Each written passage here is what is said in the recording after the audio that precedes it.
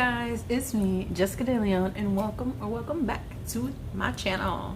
Okay, so today I am going to be doing my rook piercing experience, pain, healing, cleaning, all of that kind of stuff. And I kind of wanted to do this video a week after I got it so I can tell you kind of what's been happening throughout the week.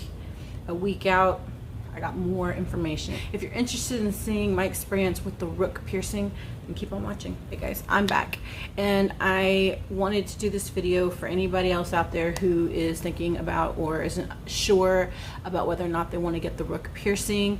I had been debating whether or not to get the rook piercing for I think 2 to 3 years. Finally got around to doing it last week at a place called Platinum Ink here in Austin, Texas. There's 2 locations, one north, one south. I did mine at the south location. They have a Sunday special where they do one piercing or certain piercings for $18 or $19. It used to be $15, but now it's $19. So for $19, you get one piercing, and they have a list of piercings that they'll do for $19. I'm the kind of person that is very symmetrical when I wear my jewelry. When I like on my fingers and my ears, I like things to match. I got one on both sides, and that's been a challenge because a lot of people will just get one piercing on one side, but I like to get my piercings all at the same time, so I did both ears back to back. So it was really inexpensive for me to get these. I know at some other places they could be quite a bit more. So anyway, let me show you guys the piercing. So this is my right ear. I hope you guys can see that because I can't really tell what you guys can see, to be honest. So that's my right ear rook piercing. They just did a barbell with just regular old stainless steel balls on the end. I did want rhinestones, but they didn't have any. And here is my left ear, and it just went right through the cartilage. As you can tell, it's a pretty thick piece of cartilage right there.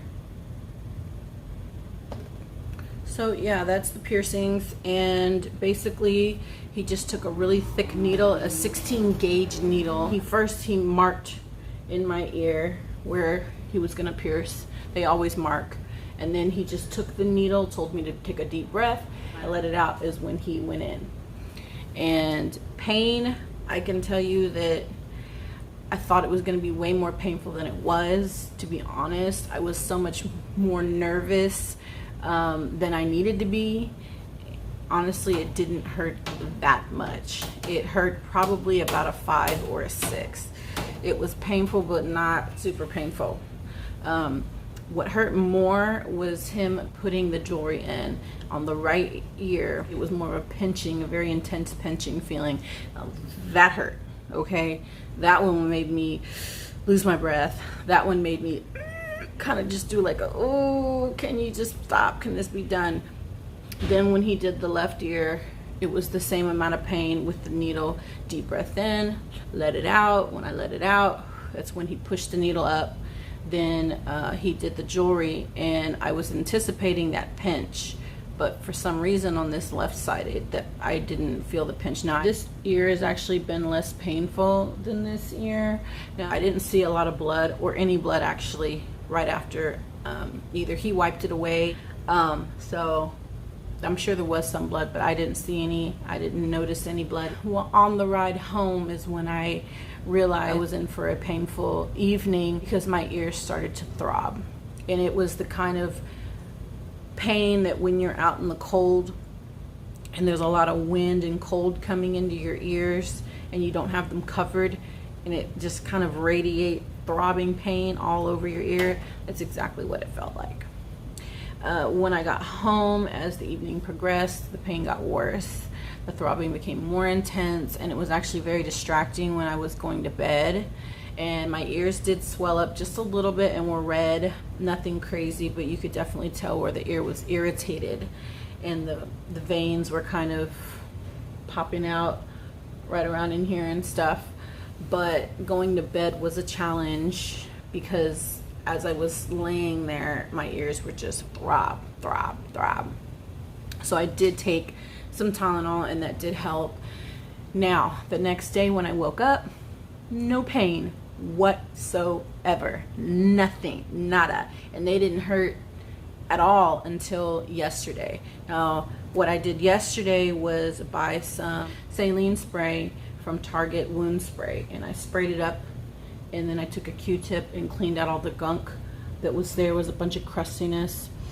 Now, my ears didn't hurt afterwards, but this last night after I slept, and I had been sleeping on my ears. I'm a side sleeper, so I have been sleeping on my side and being careful of my ears. But for some reason this morning when I woke up, my ears had just steadily throbbed more and more and more and more throughout the day. So I don't think it has anything to do with the way I cleaned them yesterday. I think it has something to do with sleeping on them. That is a really big problem for people who are side sleepers. I am going to go tomorrow and get a travel pillow and put your head down, and then your ear can go through it.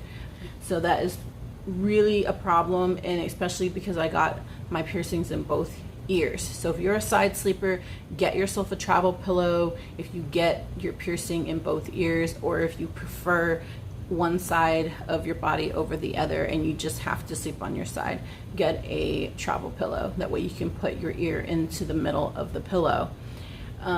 Because my ears right now are singing, and they've been singing since 9 o'clock or 10 o'clock this morning, and I've taken 4 Tylenol and they're still hurting, and I'm probably gonna have to take some more. So I don't know what the deal is. And plus, I'm gonna tell you another thing. Having glasses, okay, puts a lot of pressure behind the ears, and the piercing's like right here, and so it does hurt to wear glasses because it pushes the ear out, and the ear is already really sore. So having glasses and being a side sleeper are really things that you need to think about. If you can wear contacts, do that, because honestly, it takes off so much pressure. Just taking those off right now, it just takes off so much pressure off my ear. Like, it's like like some of the pain just kind of like melted away after doing that. So you definitely want to reduce your wear time on your glasses. If you have contacts, wear those instead. If you absolutely have to wear glasses, and you may just want to kind of wear them where they're like this. I know that's ridiculous, but I'm telling you, if it's causing your ears to throb, you'll do anything to stop it, including wearing your glasses a little funny. Okay? Or not wearing glasses at all. If you can see well enough. Me, I can't. Okay? Now, I am no longer going to be doing the saline spray. One, because I can't even really see where I'm spraying it in, and it's hard because you're trying to look and see the piercing, but you know, and get it all like accurate. It's hard to be accurate here. So that is why I have decided to skip the saline spray. I actually returned it to Target where I got it, and I've decided to do the sea salt soak. They also say that this is supposed to help reduce swelling and pain. So that is why I'm just going to opt for the sea salt soak, even though it's less convenient. It is going to take some effort, but believe me, if your ears are throbbing or infected, my ears are not infected yet, but they are throbbing, I guarantee you this is going to be a lot better than the saline spray. So I went on ahead and bought some all-natural sea salt. This is a non-iodized sea salt, so you want to get a non-iodized all-natural sea salt. So I bought this from Target, and you're going to want to take, I think it's 4 teaspoons in a gallon of distilled or boiled water. So I'm going to take some tap water, and I'm going to boil boil it first in the pot, and then I'm gonna put it in here so it's nice and sterile and clean, because I could not find any distilled water at Target. I'm going to keep this in the refrigerator. I'm going to pour it into these little dishes that I bought at Dollar General. They're little glass dishes. Came in a pack of 4, like this, little shallow dishes.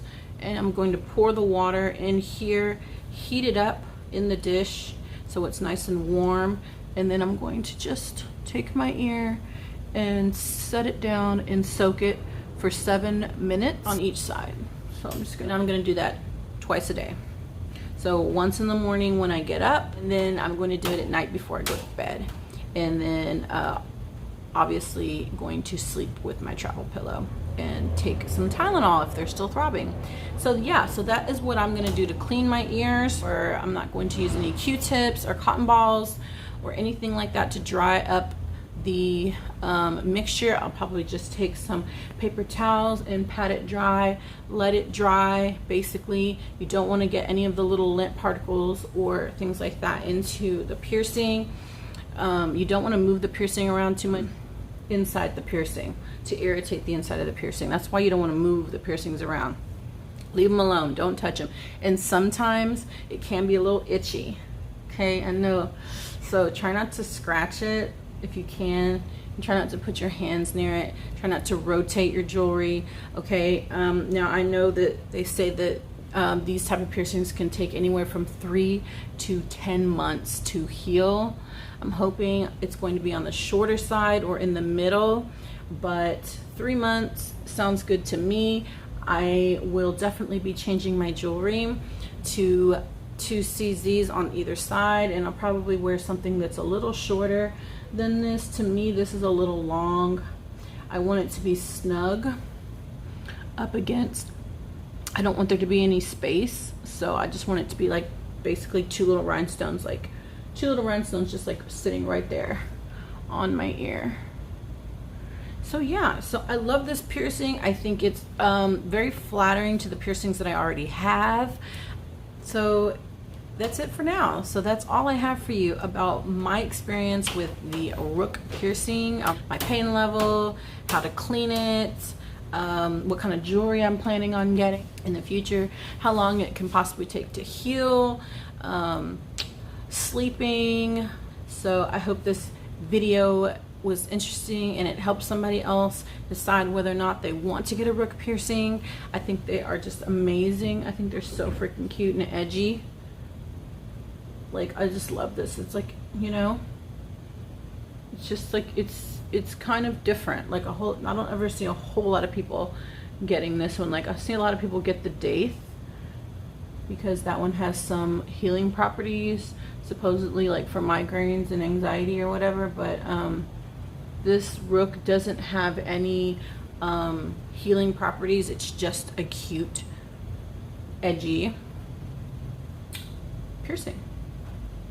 So that's it for this video, guys. If you enjoyed it, please give it a thumbs up, like this video, and comment down below. As always, I'm always responding to you guys' comments, and I have more videos coming, so stay tuned. And don't forget to subscribe. That's pretty much it, guys. And don't forget to hit the bell for post notifications so you can see me again in the future. All right, guys, that's all I have for you for this video. I hope to see you in the next one. Mwah.